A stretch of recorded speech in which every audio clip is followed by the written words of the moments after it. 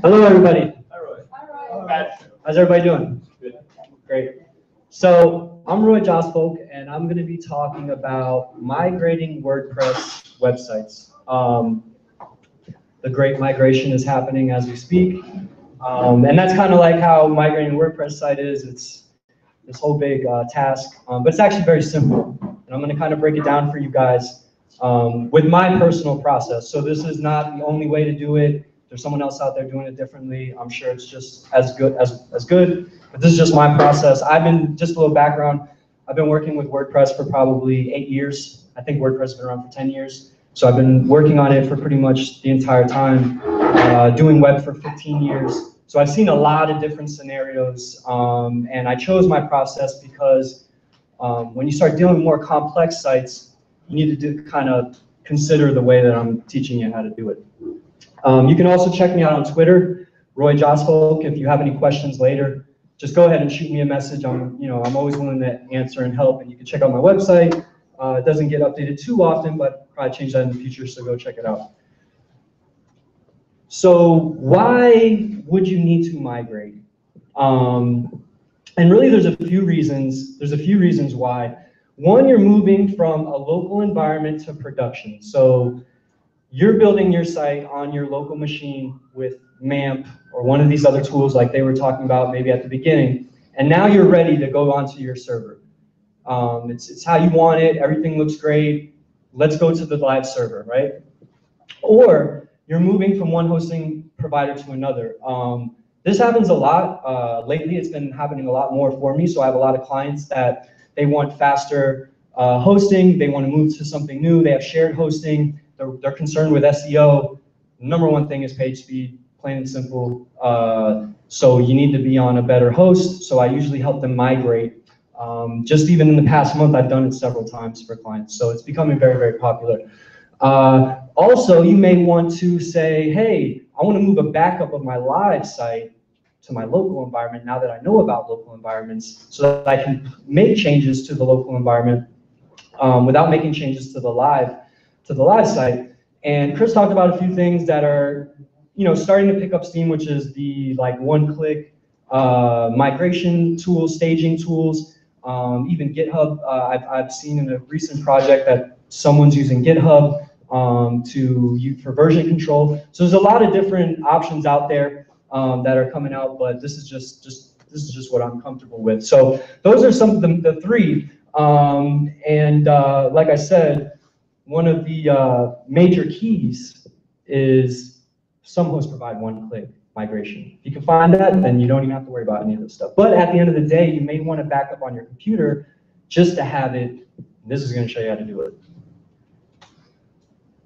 So preparation is a major key to success. I cannot stress enough that you need to be prepared for this process. This is not a process that your kids are running around, it's a Saturday, you're barbecuing, and hey, let's migrate the website. It doesn't happen like that. Typically for me, that day is dedicated to that migration, because I'm dealing with very large sites, sites with thousands of purchases or products, or maybe it's a huge news site with hundreds and hundreds of articles. So it's a pretty delicate process. So I like to basically free up my entire day. I won't do anything else. I just focus on preparing for this move. Because even over the years, I've done it for so long, I still run into issues. So it's very important that you do that. And if you're not familiar, DJ Khaled, major keys. I don't know if you're on Snapchat, but it's a funny thing. I thought you guys would laugh, but it's okay. Preparation.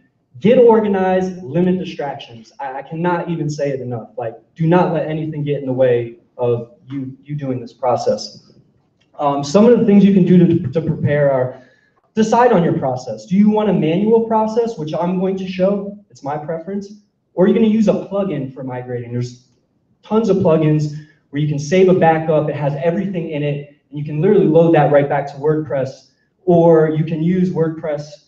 They have their export import tool, which can come in handy sometimes. But I typically try to stay away from those, because I want to do it manually. I want to know every step of the way that everything that I did is correct. If you bundle up your plugin, your stuff with a plugin, and then there's an error, how are you supposed to know in what part of the process did that error occur. Your WP-config info. So if you've ever set up WordPress, not the one-click install, but manually done it, you have to edit this file called WP-config. It's in the main root folder. Have that information ready to go. It's one of the first steps in moving it. So you'll need your DB user, your DB name, and by DB I mean database, DB password, and your DB host. Okay? Get DNS info. So DNS is what you will use to point your domain to the new server. So you need that information before you ever get started. Don't start without that. Make a list of plugins that you use, like a physical list that you can check off and know for a fact that you have installed this plugin, and get any registration or activation codes ready to go. Do not wait to the last minute and say, oh, now I have to, you're distracting yourself from your process if you don't already have that. Download a clean version of WordPress. You do not need to move your personal version of WordPress to another server. WordPress is WordPress, okay? So just get a clean one that you know has no problems, and because issues could happen while you're downloading it, maybe from the server, and you don't know, and now you have this issue and you don't know what it's from. Just get a clean version. Clean versions of your plugins. So I don't take a plugin folder from one server and install it on another. I just download it from the website. It's faster, and I know for a fact I know what I'm getting. Okay, and remember with WordPress, all the gold lies within the database anyway. So it doesn't matter if it's an old version or a clean version. It's still going to read the same tables. Major key: always back up. You notice why I didn't say it in the list, because you should just be doing that anyways. You should have backups on a consistent basis, or else you're really playing with fire, especially if you have a very, very important site. Just maintain backups as much as possible.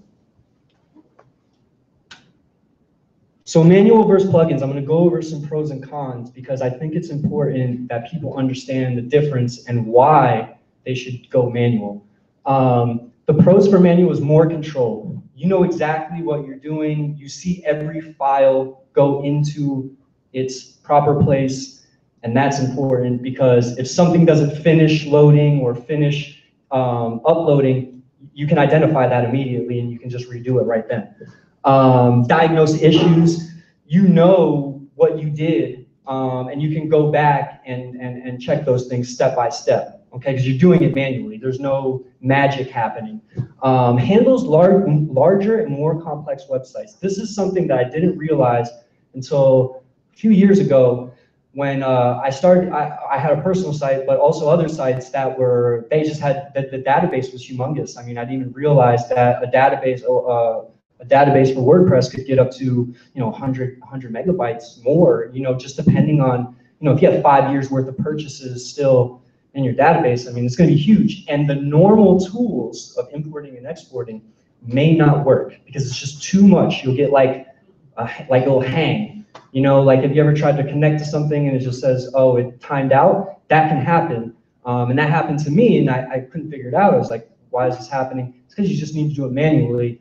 Sometimes even table by table. I had one site that was just insane and I had to do it table by table because it was just so big.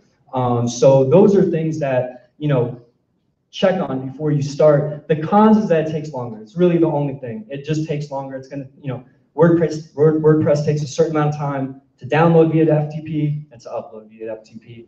Plain and simple. Grab some coffee, some candy, whatever it is, and just I like to watch it because then I can see for a fact. That's what I'm being paid to do, is to do this migration. I'm gonna watch every step of it, to make sure that I know things are going right. Plugin pros is that's fast, okay? So it's pretty much instant, okay? Less steps. So most times it's plug in, go ahead, extract or export it, then plug in, import it, and then it's done, right? But there's always something. There's always some little thing, and that's why I say kind of stay away from those. But it's very good for small sites. So if you just have a small personal site, it's your portfolio or something, then maybe it's not a big deal because there's not a lot of moving parts. I have WooCommerce and BuddyPress and all these different things going on. Okay, just load it up with a plugin. then it's okay. But even then, I still do it manually, to be honest with you. The cons: higher chance of error, harder to diagnose issues, plain and simple. When you run into an issue, it's just a pain because it could be the plugin's fault. It could be, there's a million things that it could be if you're not doing the process yourself. So it's very important. If you're new to WordPress, this is a great process to understand because it teaches you so much about how WordPress works and the files work together. I really learned more about WordPress by doing manual things rather than always relying on a plugin. So that's important. And a major key, identify that database size. That's normally now, after the several times where I was getting these websites that just had enormous databases, I realized that has to be my first step, is to see, before I give someone a quote or tell them how long it's going to take, I need to know how big that database is because it's going to determine my process. Like I said, I had one that was very big, and maybe I did the wrong process or whatever, but I had to load tables individually because they were just so big, and I'll get into why, but I had to do it individually. So pay attention to that. That's going to give you your roadmap. I mean, if you have a really large database, you're not using plugins anyways. Plain and simple, it's just not happening. So why does database size matter? I think that donkey understands. Default WordPress installs have import limits. So when you go to use the import tool, you'll notice that it has a size, and this can sometimes be determined by your host. Okay, they've set this on the server, and it may be very small, 2 megabytes. I mean, that's a very small website. You know, something that's 100 is just not going to work, and you're going to have to do it manually. And I'm going to show you how to do that.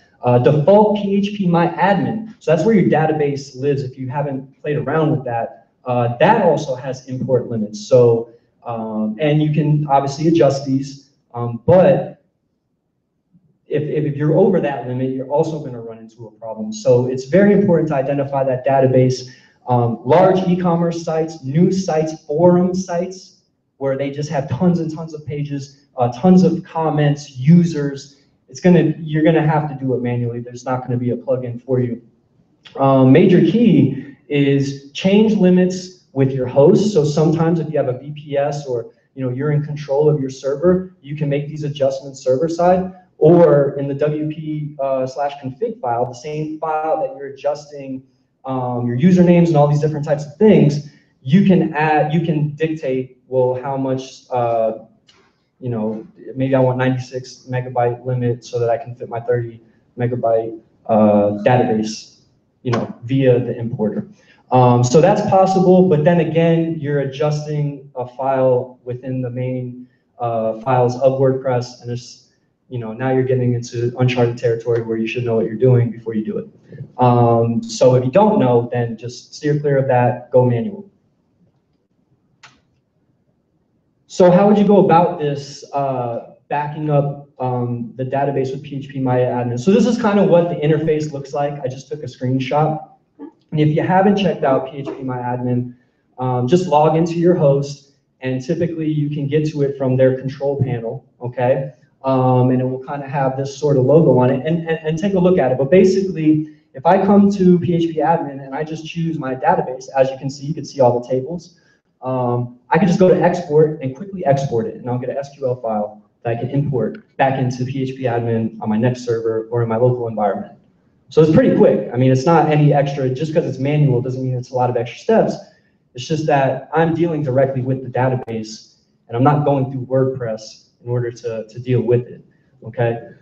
So that's how you would do that. Now, another thing, when I said that you need to start with a fresh WordPress install, you may say, well, what files am I actually going to be backing up then? That would be inside your WP content folder and the plugins. Now, I know I said download new plugins, but just back those up anyways, just in case.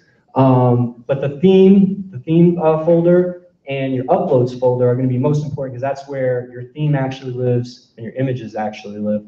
So that's going to be extremely important. And another thing with using the import and export tools is that if you have a lot of images, and say you're not changing domains, just changing hosting, what ends up happening is it can actually go and download your photos and put it in a folder. But if you're reaching out to the site that you're building, like the URL, it's not going to find them. Like literally, the images won't show up in your media folder because you're actually asking it to pull files from itself, essentially, you know, if you're moving it. So if you're moving from, like, say, test.domain.com to domain.com, it works a little bit better because now it's actually reaching out to a site that's available. It's grabbing the URLs for the images, and then it's downloading them, okay? So that's possible, but I would rather just go ahead and download them myself and load them up myself, okay? And those are the main folders that you'll be dealing with. To save time, I mean, typically you're using your theme, and maybe you have like a backup theme of like 2016 or whatever the newest one WordPress gives, and then they'll throw in like all the older ones. I just erase those because it just takes too long for those to load, and I'm never going to use them. So I only load the themes that I actually need, and that will help you cut time because those folders can be pretty big. And then pay attention if you have anything extra in here. There's a few things that they had in the site. This file, some robots.txt, and those things. So make sure you back those things up. You know, take a good easy way to know if there's anything extra is to download a fresh WordPress, look at the file structure, and then compare it against the one that you're looking at on your FTP program and say, well, which ones am I missing? It's an easy way to kind of figure out what's there and what's not. So major key, start with a fresh WordPress install. Okay, it's going to cut down on errors. So a little bit of pros and cons on that to follow up. A fresh plugin install versus a backup. More control again, diagnose issues, confirm everything is installed correctly. If you go one by one through every plugin, now that's not going back into the admin and messing with it, that's just knowing that it actually loaded. That's very important, because without that, if you're just loading and importing a file, a zip file, like you don't know what's in there. You know, you can assume, but we don't want to assume anything when we're dealing with a client. It may be a very important site, and we don't want to lose anything. And obviously we have a backup, but it's just more time. Okay, we don't want to spend more time than we need to.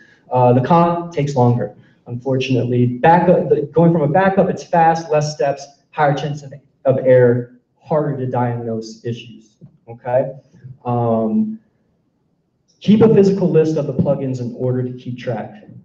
Please, please keep a physical list, because you will forget. Especially, you know, I know a lot of people who first get introduced to WordPress, it's like plugins are like your playground, like it's heaven. It does everything you ever wanted it to do. But if you have 30 plugins and you only load up 27, your site's going to be broken in some way or another. So please just pay attention to that, write it out, download them, check them off your list when it's done. And that way you know for a fact that you've done it. And that's very, very important. With the lengthy process of doing it manually, we're talking hours, okay? So to keep yourself remembering what you've done, definitely keep a list. So now we're gonna get into the actual migration. So we just did all the preparation. We have all the files, we have the database, we've collected the information about the new server, information about connecting to the new database. We have everything we need. Now we want to manually create the database with phpMyAdmin. It's very simple, same interface. You're literally going to click on new, and it's going to ask you to name it. You do not have to name it what your old database was named. Sometimes I change it. Just it doesn't even really matter too much, because the same tables are going to be loaded to it, and it won't carry over the same name as far as the database itself. And you'll dictate which database your site is pointing to in your wp-config file anyways. So it really doesn't matter. And you'll go ahead and do that, but your tables won't be in there yet. Now you're gonna manually import the old database, and it's super, super simple. As you can see, there's a max here. This is not typical. This is a little bit higher than the typical max that I see, but it's a pretty good size. And all you need is an SQL file or a zipped file, and you just choose it, just like if you're loading something to Facebook or one of those other platforms you're used to, and click go, and it's pretty quick. Even if you have a very large site, it still is pretty quick. okay? If it starts taking a long time, like several minutes, then maybe something is wrong. But even the largest ones I've dealt with were fairly instant. So definitely pay attention to that. The next step is, now that you have your tables in your database, you're going to need to change two very important things. So the way that WordPress works is, and I'm sure you've seen this kind of in your settings section in the admin, if you've ever played with it, is your site URL and your home URL. Well, if you were just on a local host, it's going to be, so what will end up happening is people will do all this, they'll load their site, and it still is not working. It's because you didn't change this. You need to put your web address, the new one, because it knows that's where you want to log in from, and that's the home page. So that is something that is very, very, very common, is that someone just didn't change those two. Okay, so make sure that's the immediate next step. So we haven't touched any WordPress files yet, or FTP or anything. We're strictly dealing with the database first, because this is where the gold's at. This is where all the information is, okay? That's in PHP by admin? Yes. Okay. Okay, get familiar with it. I would, look around at minimum at it, okay? Yeah, the WP options table. So it's going to always be in the WP options table, and it'll usually be the first, within the first few, okay? Now, okay, we're going to look at, so this is the WP dash config file that is still in my possession. It's on my computer. I'm making these edits prior to loading it up, okay? So you're going to go through, typically on a local host, you kind of have the root and the root thing going on. These are something you would have set up when you got your hosting, okay? If you don't know this information, check with your host, especially for this one, because that can change slightly depending on what type of hosting you have. So if it's a shared host, you're probably going to use some generalized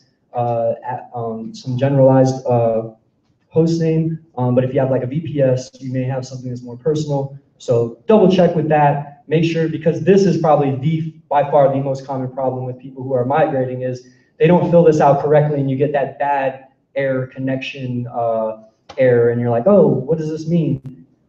This is not correct. Even if you thought it was correct, double check it and make sure that it is. And which one is that, the DB host, local host, or? So you have your database name, Database name. your username, okay, the password, and then this is the host. The standard form. Okay. Yep. And those were the things that step one we gathered anyway, so you should already have this ready to go. Now we're going to start loading the files. We're going to use FTP. That's the major key here. We're going to start with the WordPress files, obviously, for obvious reasons. Then we're going to work into the theme folder. So like I said, you're only going to load, and I load one theme at a time. I try to not load everything. First of all, I don't do that because if I just copied an entire project and just threw it into my FTP client, it's going to take a lot longer before it will take a break. So there's a good chance that something will happen. Maybe my internet connection goes down. A million things could happen. So I try to keep it minimal. So I start with the main files, like WP config, anything that's not in the folder is first to go up, because that's going to take a second. Then I go WP-admin first. I'll load that folder. Then I go into the content folder. Actually, I do the content folder last, and the next one is I do the, I can't remember the name of it, but there's 3 folders. And the content one I do last, because that's where the bulk of your upload is going to lie, and you kind of want to separate that. That's your plugins, it's your photos, it's your themes. Okay, so you want to do that afterwards. I go to images next because those are fairly important. Okay, and it takes a pretty long time, so I want to get it over with. And then I work into the plugins folder and I load them individually, plain and simple. Not going to load them more than one at a time, just because I want to make sure that each one is loaded. I know for a fact. Plus, if you want to take a break in between, you don't want to leave your computer while something is happening.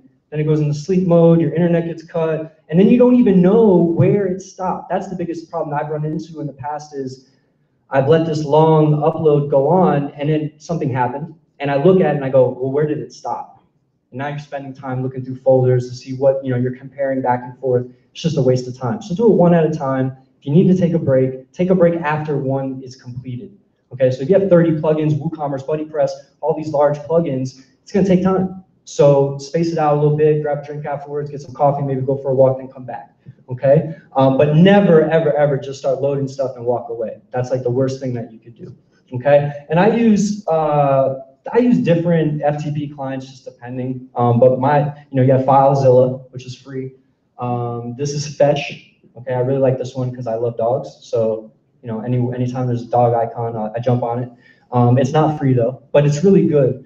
And CyberDuck is another one that has a really cool icon, so I like that one as well. There's so many of these different clients. It really comes down to what are you most comfortable with. So like I like Fetch because like FileZilla has like these multiple areas going on where you're looking at your local, you're looking at the remote, you got other things going on. It becomes confusing for me when I'm dealing with it. And if you like click on something by accident, you don't know if you just like merge something that you weren't supposed to merge. With Fetch, it's literally just one window and you drag and drop everything in, and that's it. And then it barks at when it's done. So I really like that, and my dog starts barking afterwards. It's really funny. So like I really like Fetch. I've used it for years. I can't even remember how long, but just I've used it for a long time, and I highly recommend it, even though it's like 15 or 20 bucks, super cheap. But the interface, and I'm big on interface, especially with things like hosting, things of that nature. I really like that one, so definitely check it out. Major key, use FTP client. Don't log into your back admin for your host and try to do it with their file manager. Don't do that, okay? Just do the FTP way, okay? The next thing that can happen is that URLs will break. So once they're loaded, you may experience broken links. These links typically happen, links inside content. So you have a page, okay? You've linked to some content in a regular hyperlink on text, and that link doesn't exist in your site anymore because it was localhost dot something, it was some other URL from your past site. So that happens with buttons and images. So maybe an image links to something or a button links to something internal, and that's not going to change just because you migrated. You're actually going to have to change these things, custom links in your nav. So sometimes you have navigation items that are custom. That's going to it's not going to change. It's going to be the same custom one that you created before. So there's I sometimes do it manual, but if you have a big site and you don't remember where everything is, obviously that becomes difficult. So you can go to this URL on GitHub and get something called search replace DB, okay? And it's not even a plugin. It's like a script that you drag and drop into your root and make some changes. So like, as you can see, I'm not a huge fan of plugins unless you really, really need them. So if you don't really need it, if it's like a one-time thing or like you load it and then you never use it, but it's just sitting in your plugins folder, it's useless. So it's taking up space. I mean, it could get hacked. There's a million things that can happen. Don't use a plugin unless you need it. And this happens to not be a plugin. It's just a script. And they have full instructions on that GitHub page on how to use it. But sometimes if you have a small site or you haven't done a lot of linkage, it may not be relevant to you. But sometimes I'll do it manually because I remember exactly what needs to be changed. Okay? So now we're complete. If you've done it correctly, you're looking at your live website, everything is as it should be. The users are there, the purchases are there, the forum posts are there.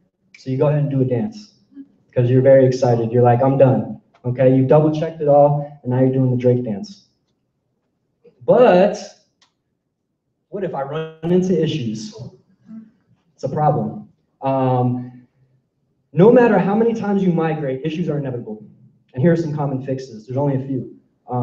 Like I said, I mean, I've done it dozens and dozens of times. I still run into little issues, and usually it has to do with my wp-config files filled out incorrectly. If you see bad error connection, that's typically what happened. And in another scenario, which is this why you want to do it manually, is you have error loading files or your database. So you want to reload them.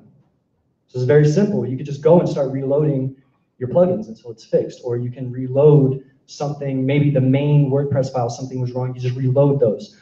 So those are like two of the main issues. If you have something beyond that, I'm not sure exactly what it could be, but you can always send me a message on Twitter and we can figure it out. But those have been the most common. And even someone as seasoned as me, I mess up on the WP config file. I don't put the right host or something's off.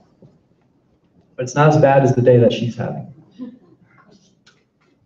Final thoughts. The key is to have every key. So the key to success is to have all the keys to success, and it starts with preparation. And there are many ways to migrate a WordPress site. There's one-click migrations, there's plugins. Now, like I said, there's apparently some GitHub integrations that I just found out about last week because of a new project that I'm taking on. So I'm going to be learning about that this week and next week. But there's a lot of things, but the manual process helps me sleep better at night and ensures that I've completed the entire migration process successfully. And that is it. That's migration. Any questions? When you say move the themes over, does that also include child themes? Yes, definitely child themes. So anything in that themes folder. And so when you're moving child themes over, usually it's the same name. It's the same name as the theme that you're actually copying or using. Yeah. How would you know the difference? Does it say that it's a child theme in the folder, or? Typically, if you have a theme, so you'll have like the theme name as the folder name, and then for a child, you'll have like the theme name dash child. So it will say dash child. It always does, yeah. Anyone else? No? Go ahead. As you mentioned, it's more of a comment. You showed search replace DB. Yes. That'll actually, if you use that, you don't need to manually update the site URL and things like that. Exactly. Because that's going to get updated as part of the process. Exactly. What it does is it goes through your database which those options live, but also all the rest of your information lives. So I typically just like to do change the two options in WP options first, because you're going to want to access your site and you're not going to be able to access it unless that's done. And you're probably not going to want to load that script to add that script to your root folder until you're done loading everything. So at the end of the day, you still kind of have to change those two things. And yes, it will change it if you did make any mistakes. That's essentially what it does, is it will search the database for what so you already have a website, it's test.mydomain.com. So every link within the database is gonna have that in it. You're gonna change. It's almost like you've ever used like Word document and you find and replace, same exact thing, except it's doing it within the database.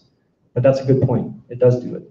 So when do you switch your DNS from moving and backing up and installing on the new one to switch over to look at it? Just so you know, I'm done here, now I'm starting fresh, It's a great so question. When do you really, It's a great question. There's a very easy way to do this. So when you move to a new host and you set up your site, you don't need to you don't need to change the DNS information yet, because when you get a new host, they each have their own IP address. So you can actually access your website from an IP address, and that's where manually going into PHPMyAdmin comes into play, because you're going to change those two site URL and home URL to your IP address, because that's where the site lives. It doesn't live at a domain. It doesn't live at a domain. It lives at the IP.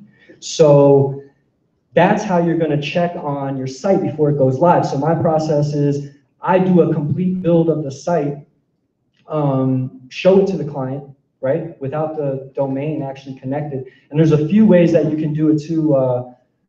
And you can message me later about it. I can talk to you more about it. But there's some things that you can do to make, like for instance, if you use the terminal to edit your computer's host file so that a specific URL will pull up an IP address, which is your new host, you can still go to yourdomain.com and it will pull up the new site on your machine only. So there's a lot of different ways to do it, but essentially you have an IP address. So if you get a VPS hosting, right? If you get VPS hosting or one of these other hostings, you have an IP address. You can access your website from there. You don't need a domain attached to it. so you start a new site, and when you're setting it up, you're always checking just the IP address. Exactly. The URL. Exactly. And then the very, very, very last thing, when I know the client is happy or I'm happy with what I've done, that's when I switch to DNS. And there's a lot of little steps with that, and that's why I didn't really get into that, because there's a lot of things you can do with switching DNS. So, one thing people have a question about is, how long will it take for my site to be live, right? Like when I make that switch, is my site gonna be down? So there's something you can adjust called TTL, I believe it's called. And basically this will enable your server to kind of make these changes a lot quicker. So you're gonna wanna look in your back end of like your current host and see if you have access to change the, I wanna say it's called TTL, and you change it. And basically that will make the DNS changes instant. So now, like that was a problem years ago, but now when I change the site, it's literally instant, like, you know, maybe minutes later. If you have both servers with the TTL, you know, short, I think it's called slow down your TTL or speed it up, or I can't recall exactly what it says, but if you look for TTL, you will be able to get it to move quickly. If you don't, it basically will just take time, but your original site will still be live until the switch is made. You will never be down, basically, is what it comes down to. It just depends on your hosting. Like I use the VPS, so I have full control over my server and over a lot of things that are going on. If you're using shared hosting, I'm not too positive that you have access to that stuff, but you can contact your host and ask them to do that so that you don't have any downtime. So that's a good way to approach. Anything else? We're all ready to migrate? Awesome, thank you.